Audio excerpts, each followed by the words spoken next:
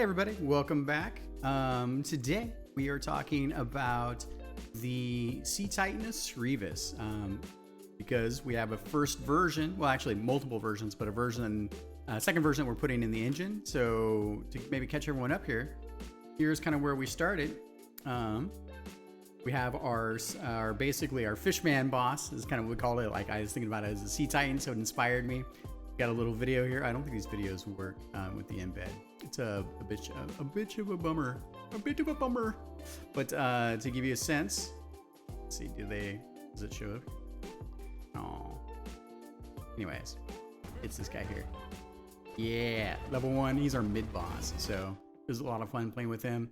Took some inspiration from some things that I enjoy. I'm just kind of taking a look at these pieces here, so you get a sense for that. And then Dimitri did a version of these guys here, which we did a previous video on. So kind of putting some of those ideas into fruition in the mixing pot and then going through that. Did a review there. I attached this. This is basically the way the Fishman boss is set up in terms of its sprite sheet. So just for reference. Then we did a grayscale version, and kind of getting together some of the eyes and design bits. I wanted to go a little bit more mutant style on the eyes and a little crazy. Dimitri's a little more sane than I am in this case. We have this version. So a nice color pass, kind of figuring out. I really enjoyed that we kind of went a little bonkers with color. I think I'm not a fan. I'm not afraid of color. And I think that you definitely should use it. So I tend to go more grays and blacks myself. But yeah, so we did the eye bits. Eyes in the closer bits. We did a rinse and wash where we did eye design styles because I think the dead orbs were just a little too dead orby.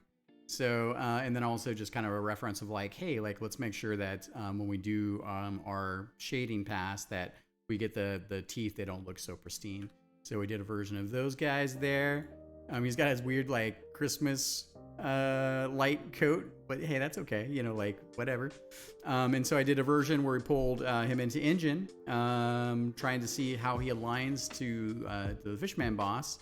And so we needed more chest space, and I found that we were getting problems with him basically covering up, like his chin was covering up the health bar and a few other things. So why don't we hop over? So Dimitri, thank you for turning around the version here.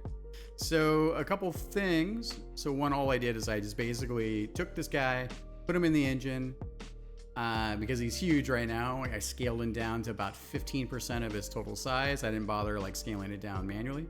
And then I basically attached him to the Fishman boss.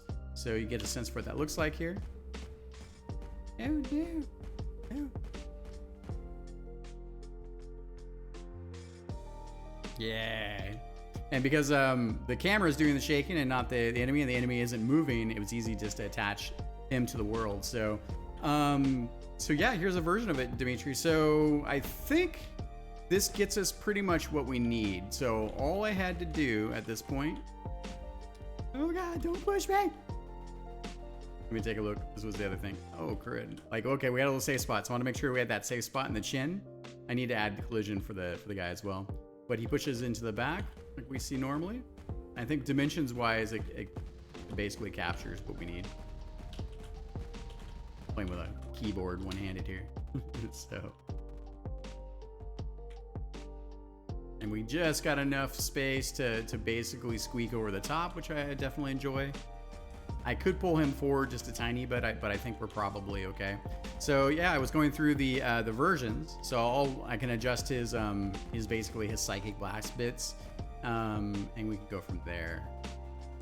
But I won't do that until we have final art.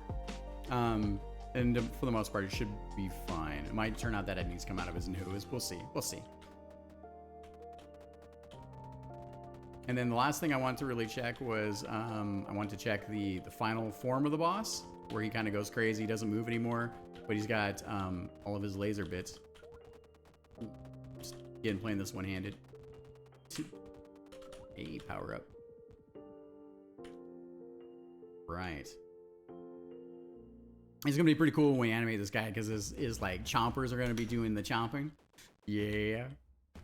Like I said, I think that the we'll probably align the psychic circular blast to his weird nose piece. And then we'll get some flickering on his eyes and just a little bit of a movement, which will be great. And I'm really looking forward to, I think, for his death animation, we'll have chunks of his body blowing off and his mouth and probably his horns. That's gonna be pretty fun. So yeah, I think that was it. So I wanted to double check this down here, make sure we have the safe zone down on the bottom, which we do. Took some damage there. All right, so all I had to do, Dimitri, is I had to rotate the sprite, but I think that's okay. I think it's fine in this particular case, because you can see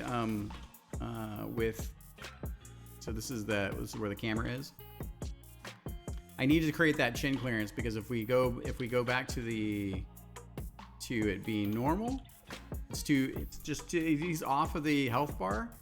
But I think that I don't know. I think I can play with it a little bit, but I felt like we get a little bit more clearance by rotating him just a little bit. I think one was right. That's fine there because I really wanted to have that extra safe space here because of the way the laser's set. Yeah. So if you want to tweak the art to get that rotation, totally fine.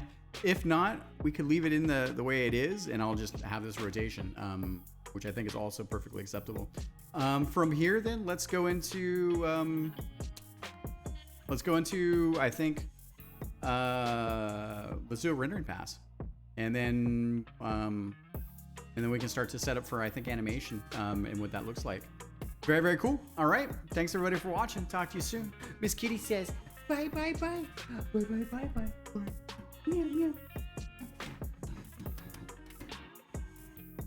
Oh, it's hard being a kitty. It's hard being a kitty. Bye everybody.